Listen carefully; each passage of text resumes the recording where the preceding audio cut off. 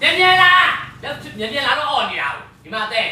အရန်ကိုကြောက်စရာကောင်းတယ်ဘာကြောက်လဲဝဝကွယ်ရောင်အားကောင်းလို့အိုးကြောက်စရာကြီးကွယ်ကိုဘလူတွေအားပေးကျဲတယ်ဆိုတော့ချမ်းတော့လက်ဖြားခါတယ်ကွယ်ပြောချင်တာလေ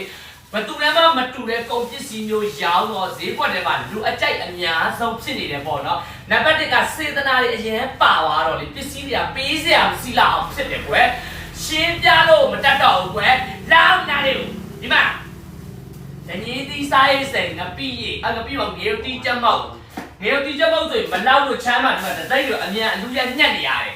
ကိုရမယ့်ပစ္စည်းတွေလေပြောပြလို့မတက်လောက်အောင်ဖြစ်တယ်ကွယ်ငေတီးချက်မောက်ဆိုတာလေအညာလော့စီတက်အိမ်လော့လက်ထောင်းဆိုတာက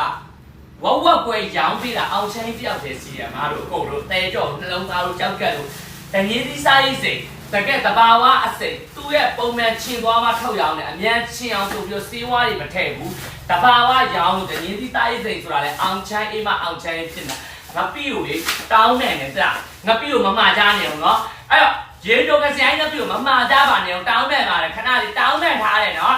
ချမ်းလေငါရေတိုကဆိုင်ငါပြီးချမ်းတီကထုတ်ပြောလိုက်မယ်နော်ဘူးတောင်းပေးစရာရှိတယ်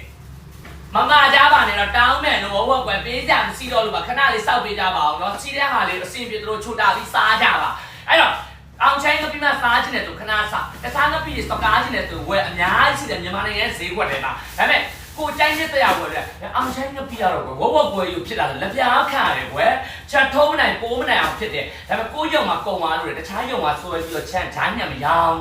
ကိုငါပြီကိုစားကြလို့လဝယ်တာလေကိုငါပြီပဲပေးချင်တာလေအဲ့ဒါကိုငါပြီပဲစောက်တယ်ကိုငါပြီကိုရလာမှချမ်းပို့ပြီးမှတခြားငါပြီတွေတခြားကုန်တွေလက်ဆက်လဲချမ်းဂျာညက်ထည့်မရဘူးမတော်ပါလေအဲ့ဒါစိတ်ချ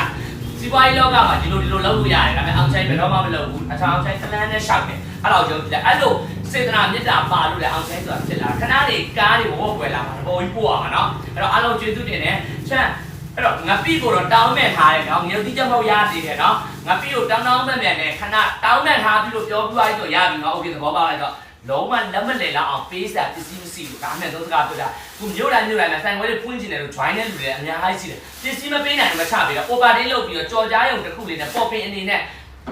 အပိုရှက်မလုပ်ဘူးကိုမပေးနိုင်တဲ့အလုပ်မလုပ်ဘူးကိုလုံနိုင်တဲ့အရာမလုပ်ဘူးတောင်ကိုကြိုက်ချီလို့တောင်ပေါ်ဆိုင်မှာဆိုရင်ပစ္စည်းကတင်သလောက်မလောက်တာဖြစ်တာဝေါကွဲလို့ဖြစ်တာဝဲအောင်ချမ်းလို့ချစ်ကြတာ